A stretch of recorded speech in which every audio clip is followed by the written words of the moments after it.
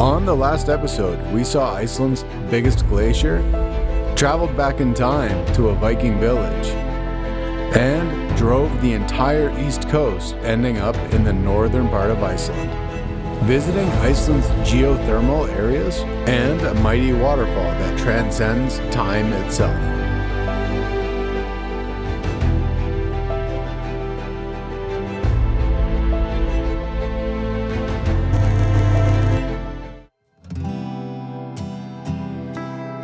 It's mid-afternoon in the north, and I'm standing beside a volcano measuring in a width of 1 kilometer that last erupted roughly 2,500 years ago. During that eruption, lava flowed across northern Iceland, piling over top of itself and eventually cooling into rock, making this area kind of like a fossilized lava field in a travel back through time.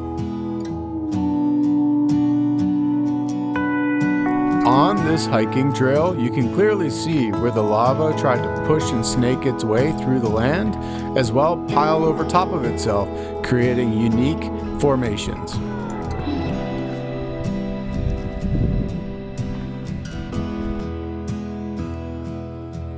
After being on the road for so long, it was great to hike through this lava field and just get a unique experience, as if I haven't had enough of those in Iceland already.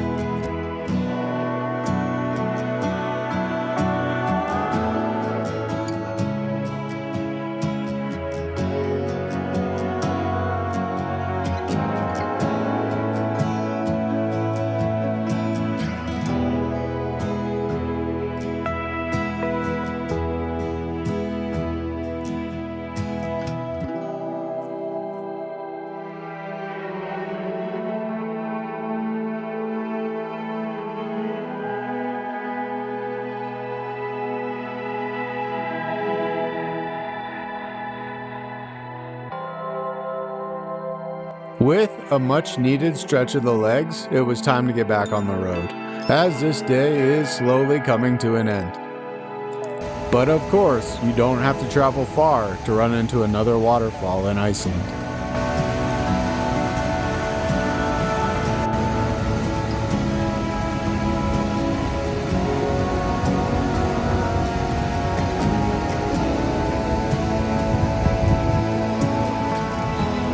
With a little bit of rain coming down, it was time to set up camp.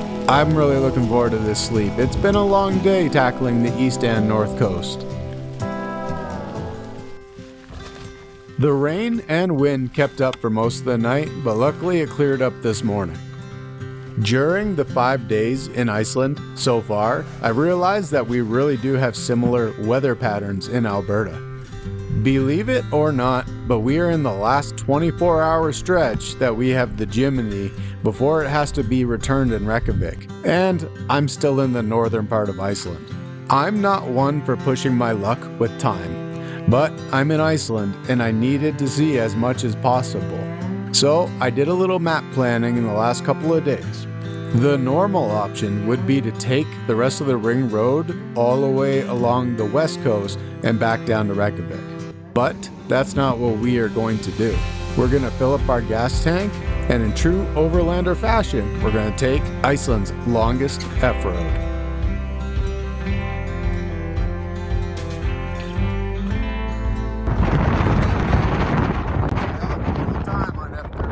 As you can probably tell, another storm is quickly rolling up on me, so I gotta get going. If you're a fellow drone enthusiast, this is something that you're going to want to know when you come to Iceland, that high winds are very common here, and you're going to have to just accept that sometimes it's not smart to fly. At 944 meters above sea level, there's nowhere else you're going to find this much wind in Iceland. At the highest point of Iceland, it can be a little windy. F35 is roughly 168 kilometers, or 105 miles. Due to its off-road terrain, it takes roughly 5 hours to drive, and that's not including the stops you're going to want to make. It is one of Iceland's highest and oldest F-roads. The road took the place of an old horse trail that the Vikings would use as a trade route between the north and southern parts of Iceland.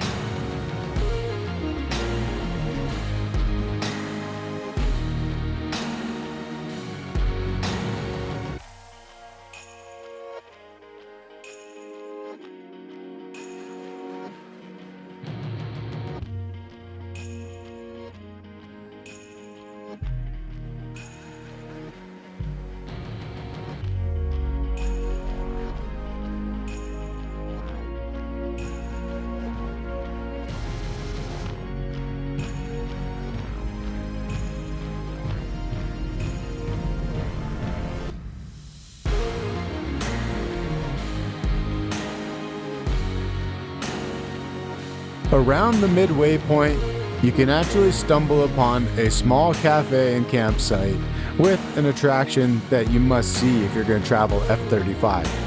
While enjoying a hot meal, you can also browse through photos of people who have visited here in the past, adventurers just like me with a sense of wanting to discover more.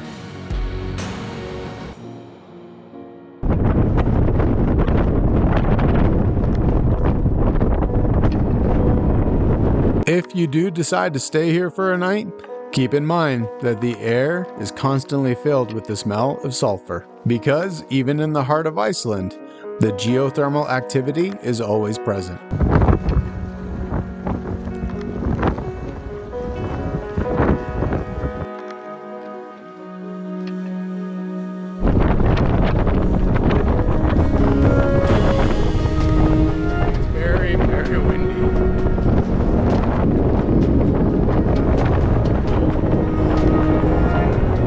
It's crazy to think about how you can be so high in Iceland and standing between two of its biggest glaciers, and so much heat is still rising out of the ground.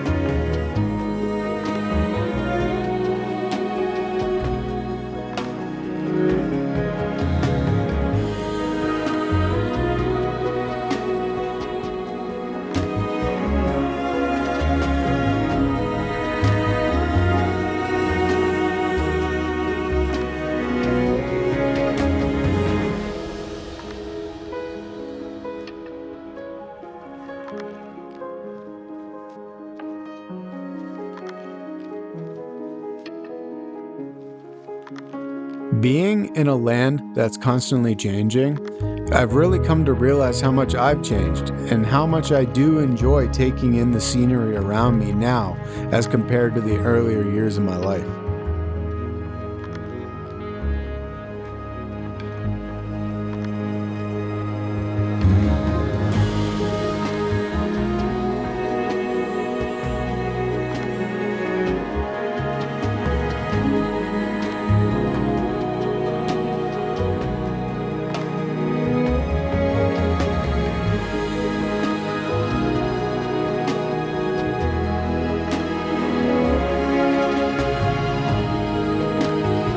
Continuing on my race against time, I still have a lot of kilometers to cover, and a few more things I would like to see.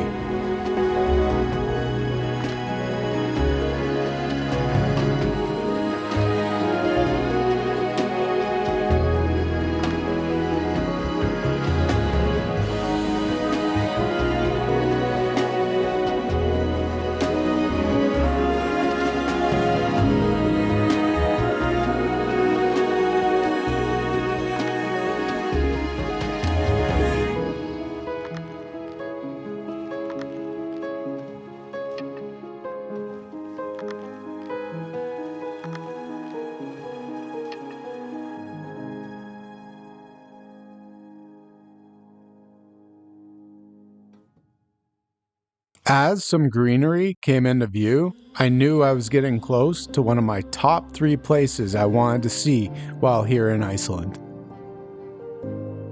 A well-known location that is somewhat hard to reach, and again, you need to follow Iceland's rules about using the F-roads to get there.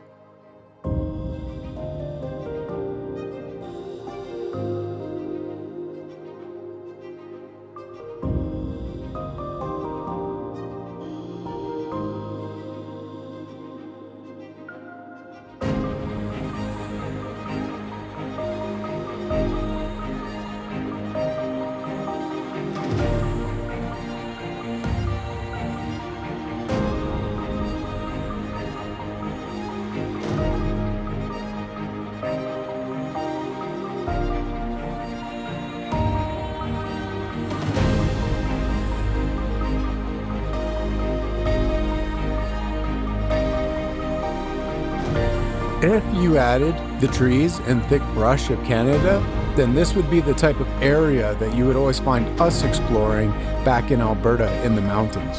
But here in Iceland, this is one of those unique places where you can find a mix of all the colors that Iceland has to offer.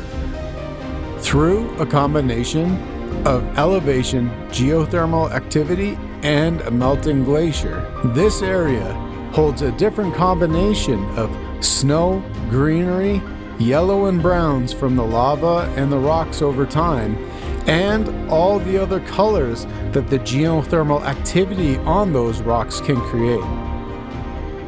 After a somewhat challenging drive of going up and down through the mountain terrain, this little Jimny got us to the place that I desperately wanted to see.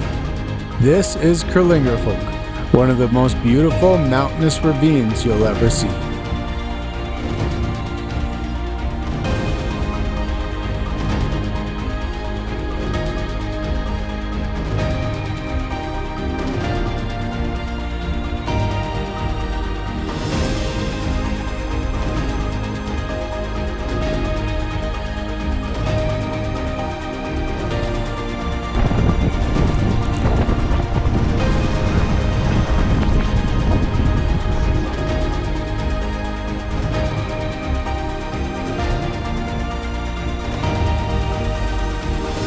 Due to the wind at the high elevation, you couldn't hear it, but you could definitely see on my face how ecstatic and happy I was on how this trip turned out. I had done so many things that I had set out to do here in Iceland, and I couldn't be happier on how it turned out. With the day turning into evening and a storm up ahead, I still had to make my way all the way to the southern part of Iceland so I could be closer to Reykjavik. The rest of the drive would quite literally be shrouded in mystery from this point forward.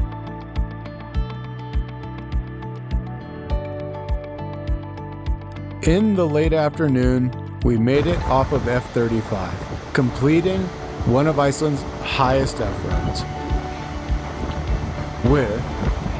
With nothing left to do but to make it to my final campsite on this amazing trip, might as well stop at some of the more touristy known spots that were along the way.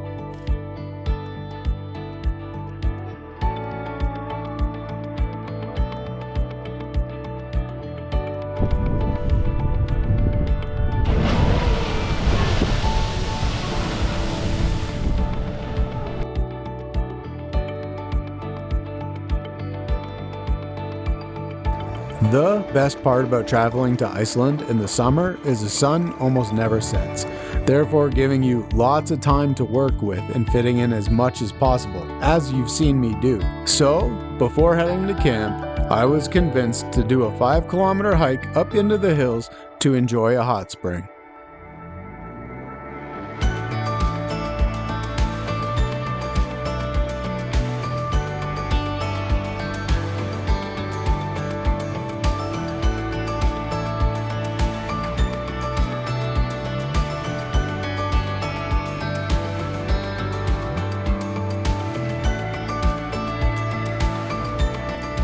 Sitting in a hot spring at midnight, I finally had a chance to stop and think about this amazing adventure that I've had.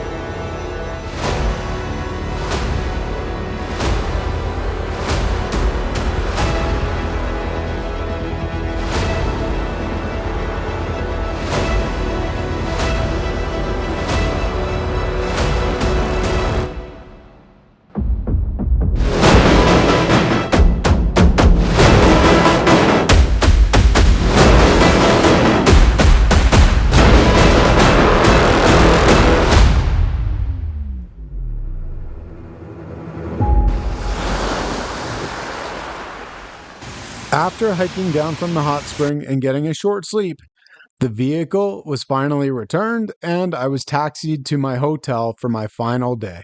After exploring over 4,000 kilometers, Iceland, thank you for this amazing adventure. I can't wait to return someday. With a short sleep, it's time to fly home. And I can't help but wonder where I'll adventure next. But until then, I'll catch you out in the wild.